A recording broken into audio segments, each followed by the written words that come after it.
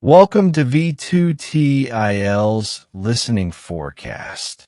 In this test, you will practice a full IELTS listening forecast with audio, subtitle, and answers designed in the Cambridge exam style.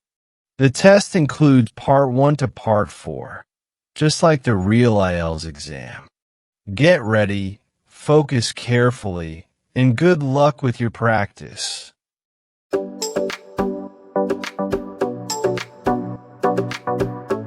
Now look at Part 1. Part 1. You will hear a conversation between a senior librarian and a woman interested in working at the library. First, you have some time to look at questions 1 to 7.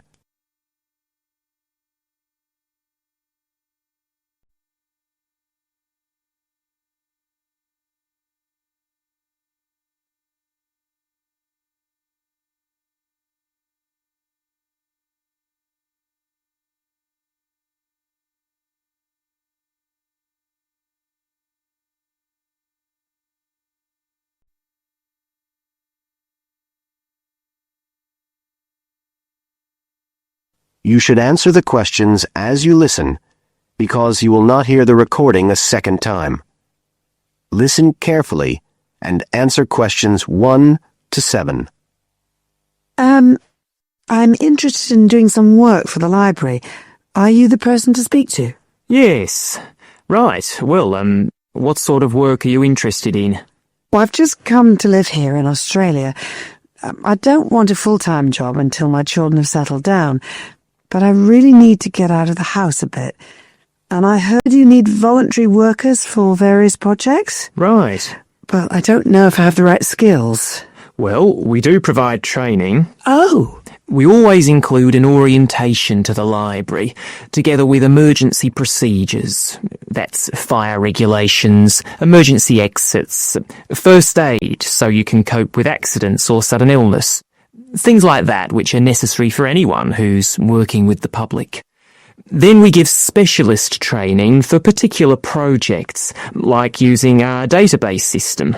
I do have quite good computer skills, in fact. Oh, great. Is there any sort of dress requirement? Well, all staff have to wear a name badge, so they can be identified if they go outside the staff-only areas. But apart from that, there aren't many regulations. We ask you to sign in and sign out for insurance purposes, but that's all. How about transport? Do you live locally? Well, not too far away. I'm at Porpoise Beach. My husband needs a car during the day, but it's only about 20 minutes on the bus. In fact, we can reimburse part of your travel expenses in that case. Oh! Would that be the same if I came by car? No, because parking is such a problem here. One thing we are looking for, though, is someone who can drive a minibus. No problem. So, do the projects involve going outside the library? Some, yes, but not all. We've just finished one which involved working with photographs taken of the area 50 or 100 years ago. It basically involved what we call encapsulation. Putting them in some sort of covers to keep them safe? Exactly. It's time-consuming work, and we were very grateful to have help with it. Then, sometime next year, we're hoping to begin working on an initiative involving the sorting and labelling of objects relating to local history. We'll be needing help with the cataloguing. Oh, I'd definitely be interested. How about at present? Well, we have a small team who work to support those who are unable to read. Working with the blind? Yes, or other groups who have reading difficulties.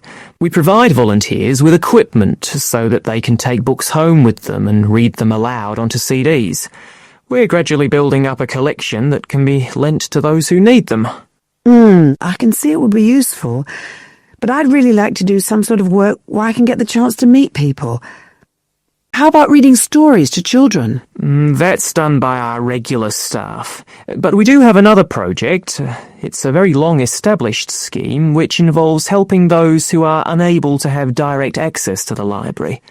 Oh, I noticed someone with a trolley of books when I was at the hospital last week. That sort of thing. That would have been one of ours, yes. It's one of our most popular services. Lots of people who wouldn't dream of going to the library normally or when they're at home borrow a book when the trolley comes round the ward. I can imagine. Yes, I'd definitely be interested in that. Right, so how do I enroll? Well, we do ask all volunteers to commit themselves to a regular period each week. I could probably do 5 or 6 hours. Oh, be careful not to take on too much. But we do need someone for a couple of afternoons, from 2 to 4, so 4 hours altogether. That sounds fine. Before you hear the rest of the conversation, you have some time to look at questions 8 to 10.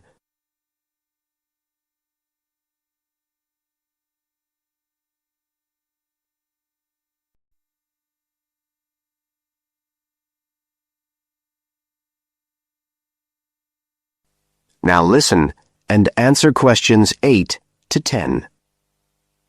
Right, so here's the application form.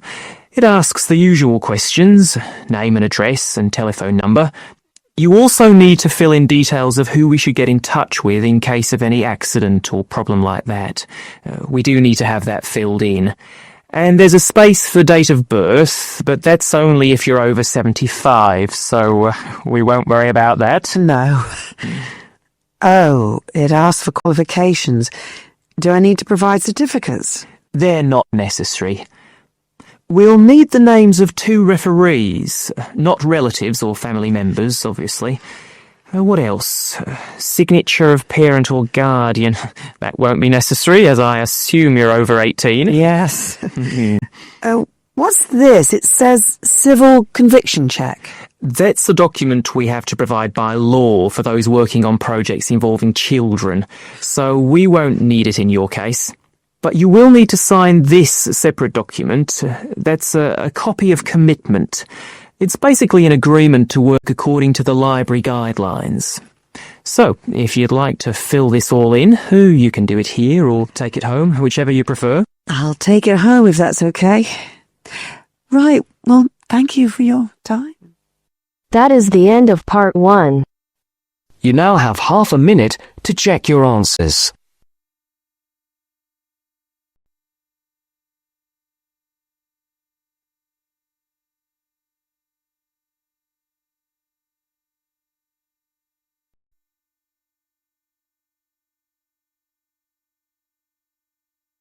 Now turns to part 2. Part 2. You will hear a telephone conversation about a job vacancy. First, you have some time to look at questions 11 to 15.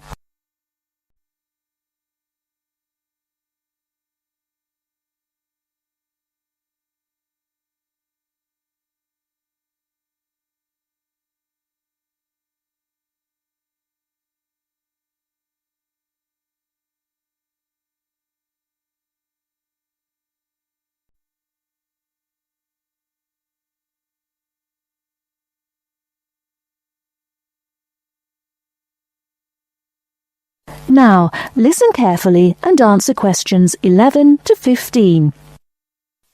Hello, Top Job Employment Agency. Ellen Sykes speaking. How can I help you?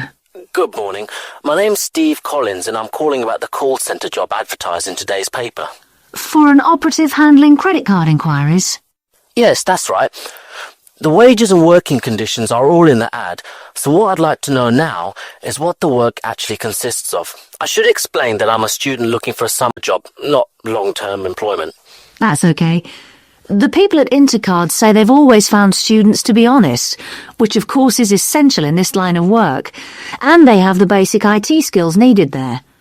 Apparently, there have been a few who didn't find it easy to get there on time in the morning, but in most cases their punctuality is as good as anybody else's. Anyway, about the work. And I know a bit about this, because, as it happens, I've worked there myself. Really? Yes, for about a year. You'd find that most callers would be people wanting to check the balance on their cards, query payments made, and so on. And from those who've had their card stolen? No, they ring another number for that, an emergency line. People also call that number if they lose their cards. And what are most callers like? I mean, what kind of people are they? All sorts, really. All ages, every kind of background. Though one definite trend is the change in the number of women.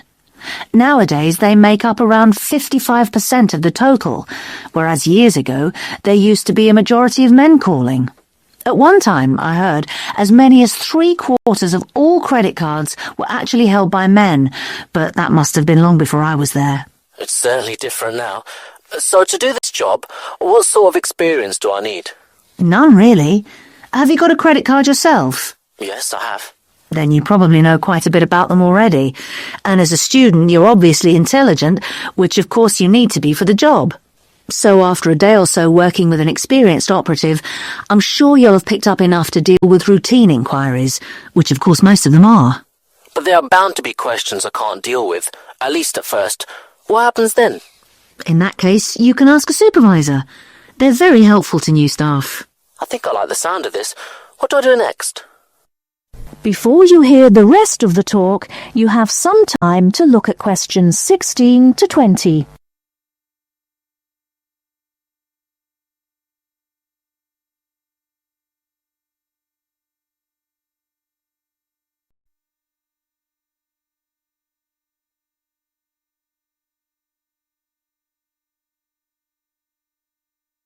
Now listen and answer questions 16 to 20. Can you get over there for 9:45 on Monday morning for an interview? Definitely, yes. Whereabouts are they? In Riverside Business Park. Do you know it? Yes, I've been there once. How do you usually travel? By bus. Right. So you take either the 136 or 137 to the bus station, and when you come out of there, you turn right. Along Orchard Road, that is. The road from the railway station? Yes, that's right. You go past the petrol station next to the car dealers, then carry on down the road. Do I take the first left at the main car park? Well, you could do that, and walk up Newfield Avenue alongside the shopping centre, but it's a long way round. I'd suggest continuing along Orchard Road with the water company and then the insurance offices on your right. They used to be local government offices, by the way. Yes, I remember those. And you keep going until you reach the advertising agency. Now, facing that is a small road called Cherry Lane. There's a newspaper office on the corner, and opposite that is a big hotel, so you can't miss it. And how far down that road is it? Well, they aren't actually in Cherry Lane. You walk as far as the next junction and turn right into Almond Drive at the mail centre. Intercard is in the third building on the right, between the airline offices and the shipping company. Fine. I'll be there on Monday. Thanks very much. Bye. Good luck. Bye. That is the end of part 2. You now have half a minute to check your answers.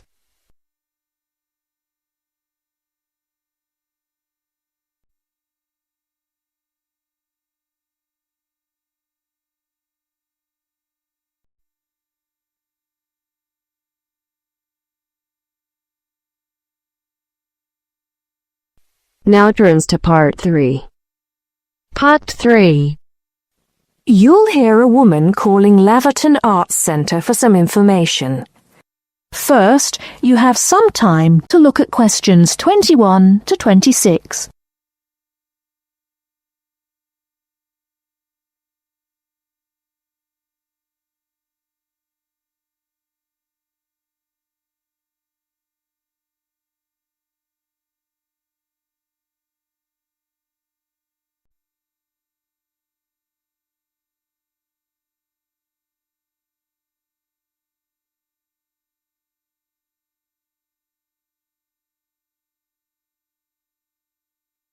Now listen carefully and answer questions 21 to 26. Laverton Arts Centre. How can I help you? Hello.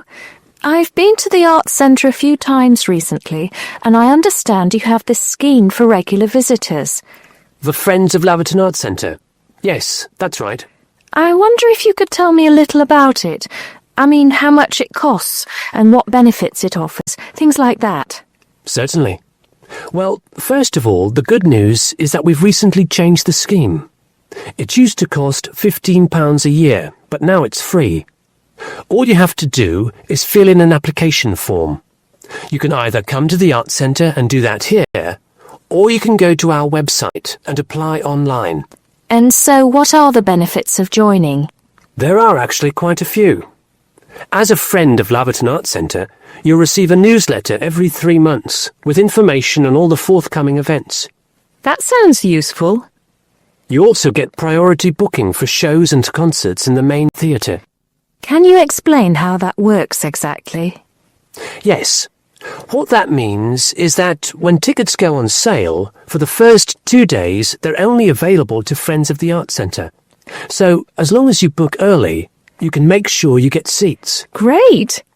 Do you ever offer discounts to friends of the centre? Under the old system, when you had to pay to be a member, we did. Under the new system, there won't be any discounts for shows in the main theatre or films at the Arts Cinema. Having said that, we will be offering some discounts to members for performances in the small theatre. There'll be information about this in each issue of the newsletter.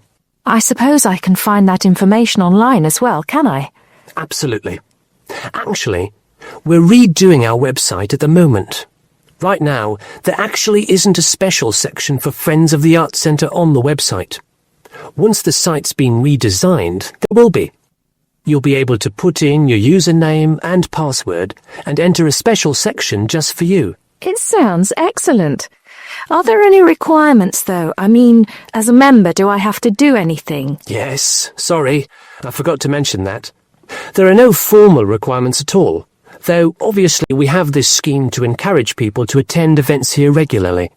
So, we ask that you attend at least 4 events a year, whatever they are, if you possibly can.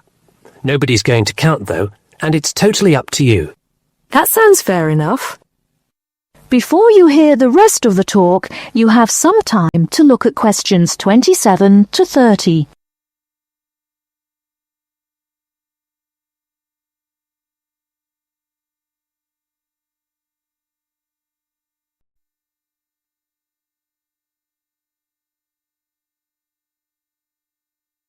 Now listen and answer questions 27 to 30. While you're here, we're actually conducting a short survey of people who phone up the Arts Centre. Would you mind if I asked you a few questions? It'll only take a couple of minutes. Sure, no problem. Thanks a lot.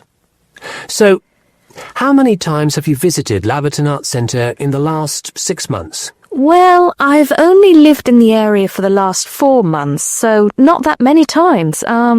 3, I suppose. Yes, that's right. Fine. And how did you first find out about the Arts Centre? Let me think. Oh, yes, a friend invited me to a concert, and I came with her. Have you ever seen a film at the Arts Cinema here? No, I haven't, to be honest.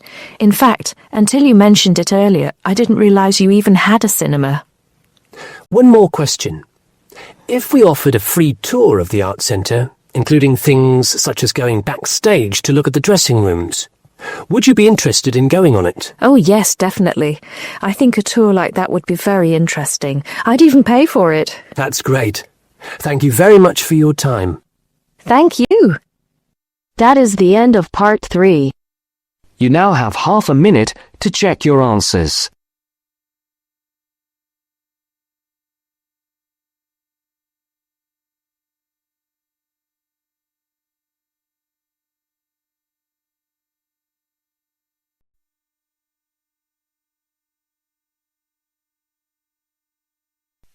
Now turns to part 4.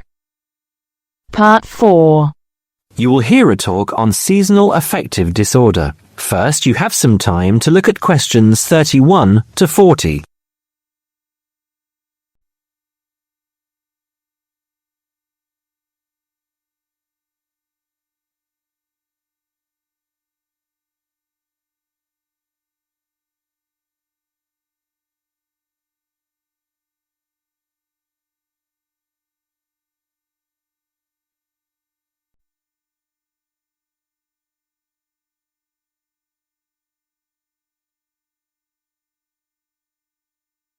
Now listen carefully and answer questions 31 to 40.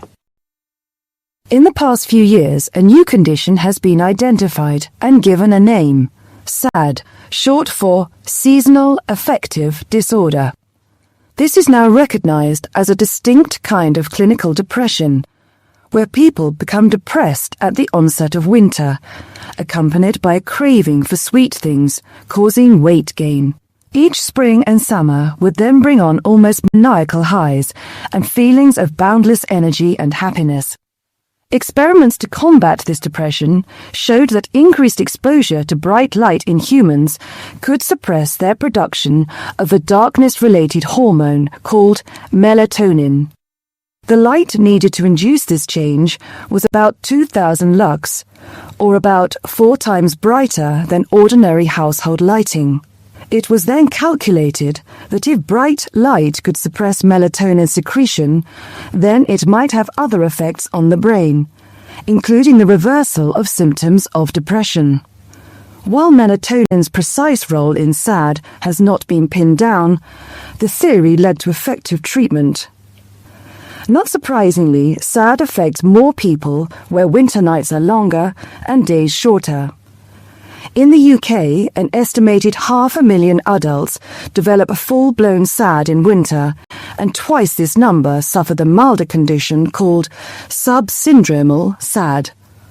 About 80% of sufferers improve when given light therapy, and improvement usually comes within 2 to 4 days. Scientists are still unsure why winter depression happens, but more than a decade of research has turned up some surprising findings. Nearly 80% of SAD victims are women. Researchers are uncertain why this is so. SAD can affect people at any age, but typically it begins around the age of 20 and becomes less common between 40 and 50. SAD is comparatively rare in children and adolescents, but so far researchers have been unable to come up with a logical reason for this.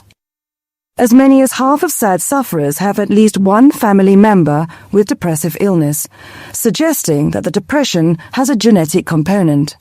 Some patients experience shifts in their body clocks when they're depressed in winter. They are morning people at one time of the year and become evening people at another. What is the underlying difference between SAD sufferers and others? A clue can be found in carbohydrate craving, a common symptom. People often become obsessed with chocolate, for example. Carbohydrates alter brain chemistry by increasing the level of a soothing chemical called serotonin, a neurotransmitter that carries signals between brain cells. SAD sufferers crave carbohydrates because they may need serotonin to lift their mood. This craving can be intense, in fact, an addiction. It may be that the serotonin system of the brain has problems regulating itself during the winter. Some SAD sufferers respond well to the drug Prozac, thought to influence the brain's serotonin-using system. Other brain chemicals and hormones probably play a role in winter depression. Another neurotransmitter, dopamine, for example, may be inadequate in certain cases. Researchers hope to uncover clues to SAD's secret by probing similarities between SAD and hibernation. Though no valid link between the two has been established, some SAD patients say they feel like hibernating animals. SAD sufferers tend to put on fat in autumn and early winter, roughly the time when such hibernators as bears and squirrels do. That is the end of part 4. You now have half a minute to check your answers.